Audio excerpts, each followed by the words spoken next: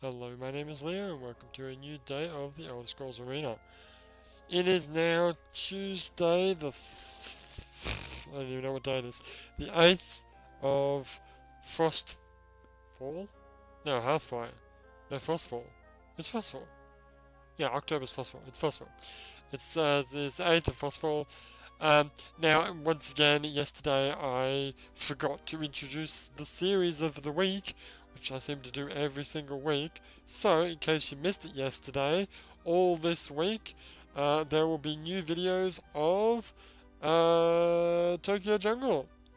Yay, Tokyo Jungle! Blackjack's favorite game. So go check them out in the Blackjack playlist, in the Tokyo Jungle playlist. Or you could just go to my main page and it'll be right there on the front page. Either way, doesn't really matter. So, yeah, what else has been going on? Not a lot. The other day I was talking about when I bought a current gen console, I was tossing up whether to get an Xbox or PS3. And I went with the Xbox because of all the exclusives, and as Jack points out, yes, the majority of those were made by Team Ninja, with the exception of maybe Rumble Roses, I think. It's the only real... What other games did I want? I didn't really... Oh, there was another game I missed, actually, Kengo Zero. Kengo! And its sequel, known in the West as Sword of the Samurai, were really cool games on the PS2. Guess what though? Kengo Zero? Not really a good game. Like, you can see how the gameplay mechanic is the same as as in the other games, but here's the difference, right? Kengo, and especially Sword of the Samurai, had a very clear, defined, like, storyline that you would start off as just this vagabond, wandering samurai dude who would join a school, learn some moves. You would, like, make your character, like, you'd learn individual moves when you're doing your sword attacks, and then you could make your own style by mix and matching moves from different schools of swordplay, and then you'd go out and defeat enemies. And the end of Kengo, I think it was just win like a regional match or regional like tournament or something like that. I think that's how it worked. In Sword of the Samurai, it was a lot more complex. It ended up fighting like the the nationals, if you will, which included some such swordsmen as Musashi and Jubayagyu. Actually, no, Musashi wasn't in the tournament, but he was an unlockable character if you killed, I think if you killed all the other named swordsmen in the game, then you could fight him and then unlock him. But Sword of the Samurai was really cool too, because not only were you out to try to like find, learn about, and defeat all the different named samurai, you also wanted to find and locate all of the swords, and each sword had its own like trait, and it was all cool. The first game didn't really have that. There was like a couple of secret weapons that you could get. The best being the friggin' what was it? The bat, the big wooden plank that the monk uses to smack your head over the head with when you fail the meditation. And that was the other thing. When you train your character, you do like these little mini games like meditation, where you have to not fall asleep, and then you can take jobs. You can become an assassin. You could do escort missions. You could do raids, protecting like residences. It was actually really fun. But then Kengo Zero, basically, this is what Kengo Zero is. Apart from being immensely hard, there's no real progression. There is, but it's only like if you finish the game, you can like level your character up and then play the game again. That's not my idea of like character progression. My idea of character progression is the character gets better as the game goes on, and then depending on how you progressed, it makes the final boss either easier or harder. Whereas in this game, the boss is what the boss is. If you beat the boss, then you can become stronger and play the game through again slightly easier. That's why when I do my second playthrough of games, well, the first playthrough I do is on normal, the second playthrough I do is on freaking easy, because I want a nice easy match. Or if it's got New Game Plus, then same thing applies, because you've got a leveled up character. But I still want to have the difficulty level of the final boss determined by how I have progressed my character so far. And if I stuffed up and it's really hard, well, worst case scenario, I can start again, try to do a better job, and make it easier. This one, no, unless you beat this, you cannot increase your character. At least I would think that's how it went. And the levels were really dumb. It was basically, it was like, here's an area, right? You got to get from point A to point B. And there's, I think they infinitely spawn random dudes that are pretty tough on their own, but they're okay. But killing them doesn't really get you anything, so you're better off just running like hell. And then when you get to the end, you fight the boss, who can pretty much one-hit kill you if you're not careful. It's really difficult. That was another failed like Xbox exclusive that I bought the Xbox for, and then immediately thought, wow, this is a dumbass game. I can't really think of any other games though. But the main reason moving on from that, so I told you about how I got the PlayStation 3. Moving on from that, now I'm at this point where if I want to buy a game, well actually now I'm not. For a while there, I was at a point where if I want to buy a game, well, which console will I buy it on? Okay, the advantages of the Xbox are, now I don't have Xbox Live, I refuse to pay for Xbox Live, so if I buy a game on the Xbox, there's no multiplayer. Okay, Skyrim, well that's an easy pick, I'll just buy it on the Xbox. Now there was a slight time where I had this idea, with PlayStation 2, I made this sort of decree, this vow to myself, that I would at the very least get to the end of every game that I owned for the PlayStation 2. And I succeeded in that.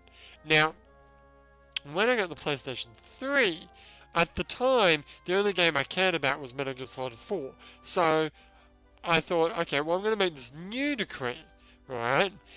Stupid. I'm going to 100% every game that I own. The games that I had in mind for this were like the Grand Theft Auto games, because they've got like a percentage like inside the game, that sort of thing. And then I kind of started to realize this isn't really gonna work, because I made this rule like, okay, you buy a game, let's buy Metal Gear Solid 4, okay, you cannot buy another game until you beat everything in it. So I got to this point. Now Metal Gear Solid 4 didn't have achievements at the time. It does now. But at the time it did not have achievements.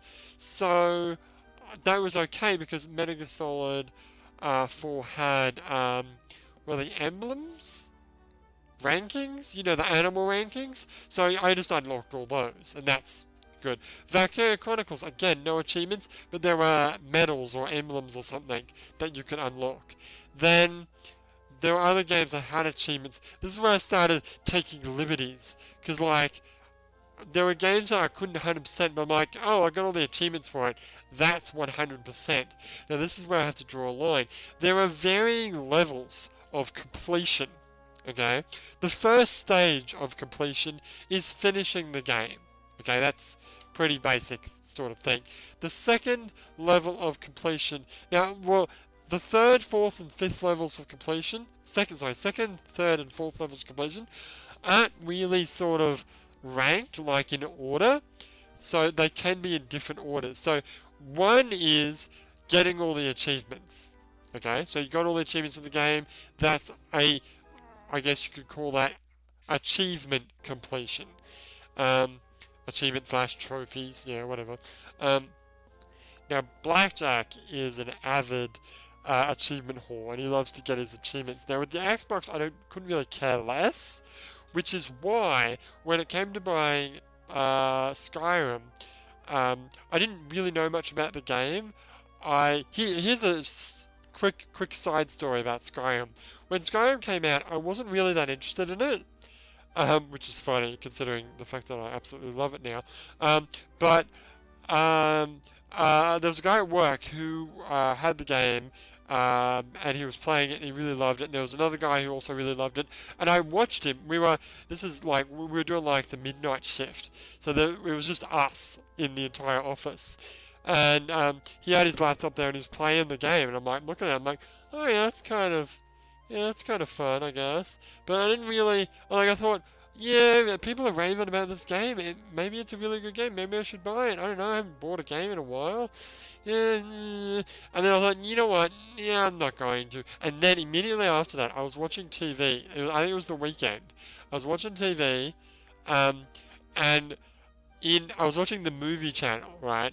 And 4 movies in a row were like fantasy themed movies. Not only were they fantasy themed movies, but it was like a Norway, like an icy type, like basically a Viking type movie. There's one about Vikings. There was one about I don't know the names of these movies, but it was a guy. It was in the future. Wait, what was the friggin' story? He was an alien. He was a humanoid alien from like an advanced human race who crash landed on a planet. I don't think the planet was actually Earth. It was a different planet entirely. Yes, it was a different planet entirely. So it was in the future. Set in the future, he was a human, but he crash landed in his spaceship, crash landed on an alien planet that was pretty much Norway. Um, like Viking time Norway, filled with Vikings, and there was this monster thing that they had to kill. And then there was another movie that was set in England, which is about the Legion running away from, trying to get away from, like, what do you call it, the Pictish friggin' barbarians during that time period in history. And there was one other movie. There's 4 movies, all like Viking, icy, hand-to-hand combat, medieval themed. And I'm like, oh, alright, I'll buy the damn game already. So I bought it and I'm like, holy crap, this game is freaking awesome. And then promptly proceeded to play that game, only that game, and pretty much did nothing else apart from go to work for the next 3 months straight. And then I slowed down. But I continued to play it until, well, until I came to Japan, really. Well, I'm still playing it. I'm playing the Japanese version of the game now. Wait, so that was my side story. So what was I talking about? Oh yeah, so when I bought Skyrim, I was thinking, yeah, I could buy Skyrim, but I could buy it on the PlayStation, I could buy it on the Xbox. I bought it on the Xbox because I was afraid I wouldn't get the achievements done on the PlayStation. That is a sad moment in my life when I bought a game on a different console because the console that I was going to buy it on, I've got I want to be an achievement haul rule. That being said, I ended up getting all the achievements for Skyrim anyway, and all the DLC. But never mind about that. Although, again, as it turns out, buying on the Xbox, super awesome choice. Because all the DLC came out way earlier than the PlayStation version. So, thumbs up for me. And then I ended up buying the game on the PS3 anyway, just the Japanese version. Although I haven't bought the Japanese DLC, I don't know if I should. I don't know, it depends how far I get through on the Japanese playthrough. Maybe if we've done all the other, main story quests, maybe I'll buy the DLC, I don't know. If I've got money for it, I'd have to borrow the waifu's credit card again, she probably won't let me. Yeah, that's probably true too. So, yeah, so Skyrim I bought on the Xbox for that reason. And in hindsight, it was a good choice because of the fact of the DLC, right? Then, what else was there? Portal 2. Portal 2 was a game that could have gone either way. I don't know if I've talked about this already. I bought it on the PlayStation 3 because of the Steam like it worked with Steam, so I could play with Avo, who also had the game. Plus, it gave me a free copy for Steam, even though that totally doesn't work on my computer because my computer's not that good. And also, apparently, the Xbox version, the graphics were really shit. Um, then there's Warriors Orochi. You know what? I have talked about this, haven't I? Warriors Orochi I bought on the Xbox because, okay, so here's the thing. So if I buy a game on the Xbox, no multiplayer, but I have two controllers. In fact, we have lots of controllers because Jack also has an Xbox and two controllers. If I buy it on the PlayStation, I've only got one controller at the time, but we can play online. And the graphics, I guess, a little bit better on the what's we call it. The other difference between the two consoles is the controller itself. The Xbox controller, I find that left stick is in a position where it's better for first-person shooters. The PlayStation controller, games that require D-pad are better on the PlayStation. That being said, now that point's mute. But before I get into that, so I bought Warriors Orochi. At the time, I only had the one controller for the PlayStation. I ended up buying it on the Xbox because I wanted to be able to do split-screen co-op with Jack and Avo. Then, unfortunately, I just had to give up on multiplayer. That being said, Warriors Orochi 3 multiplayer, you could only play multiplayer if you'd finished the level. And to be honest, after I finished all the levels, I don't think I barely did any of the levels a second time. I think Jack and I did the first chapter, and that's literally all I've done. I wonder if I should buy Orochi 3 Ultimate. Yeah, I'm kind of getting Warriors withdrawals.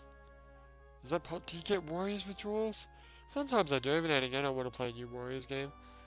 Yeah, no, not really. I'm quite happy with the way I'm doing. So, hindsight, I probably should have bought it on the PlayStation. This is one buy that I stuffed up on. Because, A, multiplayer. B, I have a second controller now that I bought for Borderlands 2. And 3, DLC would have been useful if Ultimate ever comes out in the West, which it probably won't. But if it did, then the DLC that I bought wouldn't be stuck on a different console, because Ultimate is almost certainly going to be on the PlayStation 3 only. At least I think so. You never know, it might go either way. But so yeah, Borderlands 2 came out, or was coming out, and I was like, damn, I really want Borderlands 2, but I need multiplayer, right? Borderlands 2 is all about the multiplayer, despite the fact that most of my playthroughs, I go offline, but you know what I mean. I play a decent amount of multiplayer. It's fun. And you really need that feature to be there. Now, I'm not going to pay for Xbox Live. I refuse to. With Borderlands 1 and on the Xbox, I had 3 sets of like 3 months free Xbox Live. I used both of those, played it for 6 months, then I was done, and I didn't need to play it anymore. I'm not going to buy Xbox Live. I'm not going to do it. It's just not happening. So, I went out and I bought a third-party controller for the PlayStation 3 that had the stick like in the Xbox position. Unfortunately, you might notice this when I play, not really with Skyrim, a little bit with Skyrim when I'm doing the Japanese playthrough, the PlayStation playthrough, where I'm using the archer and trying to shoot things. Mostly with Borderlands, it's kind of hard to aim with that controller because it's not as like accurate as a PlayStation, like an official PlayStation controller or an official Xbox controller is. It's a little bit like jumpy, like getting headshots with like a sniper rifle is kind of trouble. That being said, sometimes I do really well and get a lot of headshots. But I'm not really going to go out and blame the tools, but honestly, if I had a better controller, I could probably get a lot more headshots in Borderlands too. But that's neither here nor there. So, like I said, in hindsight, if I had that controller, I would have got Orochi 3 in a heartbeat on the PlayStation 3. I bought it on the Xbox because I didn't want to fork out the money for like $80 for a new PlayStation controller. I didn't even think at the time to buy a controller like the one I bought. What other purchases have I made where I've decided one way or the other? Well, recently I've just been buying games on the PSN store. Well, obviously now I do because of the fact that I'm in Japan and I've already got the PlayStation, but I like the PlayStation Store system better because the thing I hate about Xbox is you buy 2,000 Microsoft points, but games are never exactly 1,000 points or exactly 2,000 points. They're always like some bullshit like 400 points or 1,800 points, and you've always got a little bit of points left over. It's a pain in the butt. Whereas with PlayStation, as long as your purchase, and when I say purchase, I mean your trolley, so you can buy multiple games at once, is over $10, then when you go to pay for it, you will pay exactly that amount. If it's under $10, then you top up $10 onto your account and you'll have change left over. So what I do is, if I want to buy something that's less than $10, I'll wait until there's something else I want to buy until it's up to $10 or over, and then I buy it then. Which is why I'll probably never buy the, well no, I was going to say, which is probably why I never buy the costumes for Borderlands 2, but the reason why I never buy the costumes for Borderlands 2 is I think it's kind of silly to charge like $2.50 for one skin and one head. I mean, but anyway, I've never been much for that. As much as I like dressing myself up in Borderlands 2, and anyone who's watched my Borderlands videos will know that, paying for costumes is a bit of a so I'm probably not going to do that. But yeah, I just like the PlayStation. The other thing I like about PlayStation is the YouTube, apart from being free to use, is really good. I'm guessing the YouTube's the same as the Xbox YouTube. The other thing is the web browser, again, free, and it's pretty good. Although I haven't really used the Xbox web browser much, but I don't mind the PlayStation one. The other thing is being able to copy movies and stuff straight onto your PlayStation and watch them on the PlayStation. So much easier than the Xbox. You have no idea how hard it is on the Xbox. Basically, the way when I took my Xbox to my parents' house, because my dad likes Tomb Raider and we played Tomb Raider, the new Tomb Raider game, I wanted to show them some movies that I had on my PC. The only way I could do it was to set up a Microsoft, what do you call it? A media center server, and then stream it from the Xbox.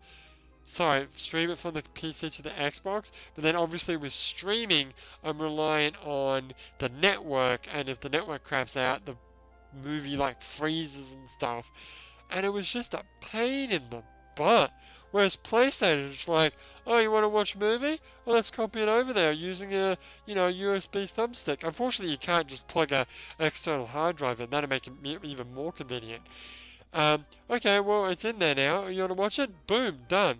And the other thing is, it saves where you've watched it up to. So if it's like a movie, you don't have time to watch the whole thing, you can quit out. And when you go back, it will resume from when you left off. Genius! I mean, it's not genius, it's simple things, but it makes so much sense. Anyway, I think I've ranted enough about the differences between Xbox and PlayStation. Tomorrow I might rant about something else, because we're still going to be fast traveling. But for now, my name is Leo. Don't forget to check out my Tokyo Jungle videos, and we'll see you next time.